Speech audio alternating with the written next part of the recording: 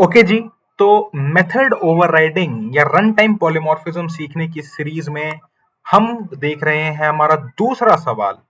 तो प्लीज 10 से 15 सेकेंड आप स्क्रीन को पॉज करिए, वीडियो को पॉज करिए और इस क्वेश्चन का आंसर प्रिंट करने की कोशिश करिए। आपको बताना है कि ऑब्जेक्ट डॉट शो की क्या वैल्यू यहाँ पे होगी। ठीक है, देखते हैं। तो यार देखो, तुम ध्यान से, तुमने यदि पिछली पहली वीडियो देखी होगी तो उसमें और इस वाले क्वेश्चन में क्या अंतर है। इस वाले क्वेश्चन में तुम ध्यान से देखो तो स्टैटिक मेथड, मैंने एक स्टैटिक कीवर्ड लिखा हुआ है दोनों ही जगह, यहाँ पे भी स्टैटिक है और यहाँ पे भी स्टैटिक है। तो क्या लगता है क्या होगा, इसको समझते हैं। देखो, मैंने तुम्हें पिछली वीडियो में बताया था कि तुमको एक कॉन्सेप्ट याद रखना है, मोरो, method overriding run time object type. वो मेथड्स जो ओवररिडन होते हैं, कौन से मेथड्स ओवररिडन होते हैं, जिनका सिग्नेचर, मेथड सिग्नेचर सेम रहता है पेरेंट क्लास में भी और चाइल्ड क्लास में भी, लेकिन डेफिनेशन अलग होती है। वैसे मेथड्स हमेशा रन टाइम पे इवेल्युएट करे जाते हैं। और कौन इवेल्युएट करवाता है, ऑब्जेक्ट टाइप उनको इवेल्युएट करवाता है। इतना हम लोगों को क्लियर है। तो अब तुम यहां ध्यान से देखो यार, same a object is equal to new B. यहां पे क्या मैं कहता हूं, बी मेरा ऑब्जेक्ट टाइप है। बी क्यों है मेरा ऑब्जेक्ट टाइप, क्योंकि एक न्यू कीवर्ड यूज करके मैं एक ऑब्जेक्ट क्रिएट कर रहा हूं। जब भी न्यू कीवर्ड मैं यूज करूंगा वो एक ऑब्जेक्ट टाइप क्रिएट करता है।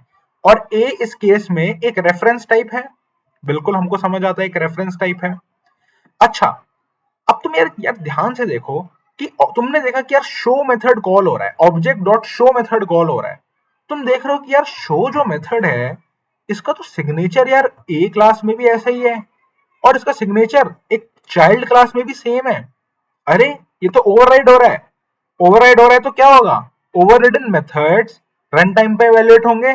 कौन इवेल्युएट करवाएगा, ऑब्जेक्ट टाइप इवेल्युएट करवाएगा। ऑब्जेक्ट टाइप तुम्हारा बी है, तो बी क्लास का मेथड, बी क्लास का शो मेथड कॉल हो जाएगा। तो आउटपुट आएगा तुम्हारा बी, जो कि एक गलत जवाब है। क्यों है गलत जवाब, इसको समझो।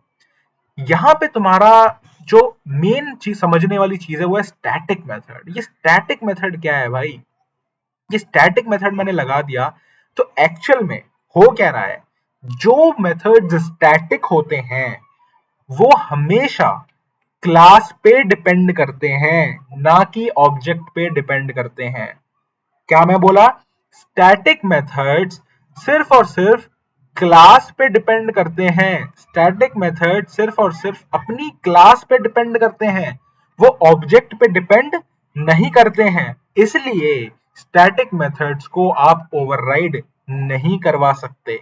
यहाँ पे देखने में लग तो रहा है कि यार अरे, show method same method signature यहाँ पे भी है, सेम मेथड सिग्नेचर यहाँ पे भी है, तो ये तो ओवरराइड हो रहा होगा।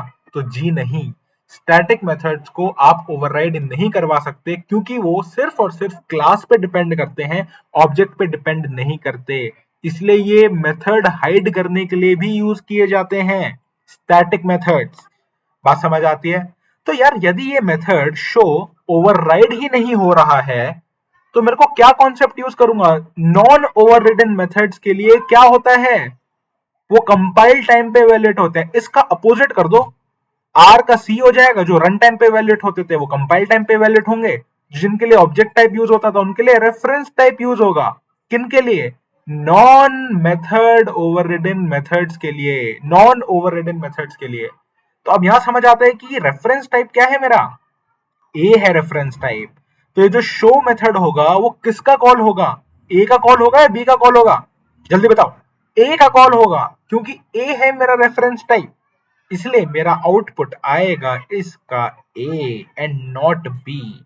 इसको एक बार देखते हैं कोड में भी, इसको एक बार रन करके चेक कर लेते हैं। बहुत बढ़िया, अब आप देख सकते हो मेरा आंसर आ गया है A. Thank you for watching.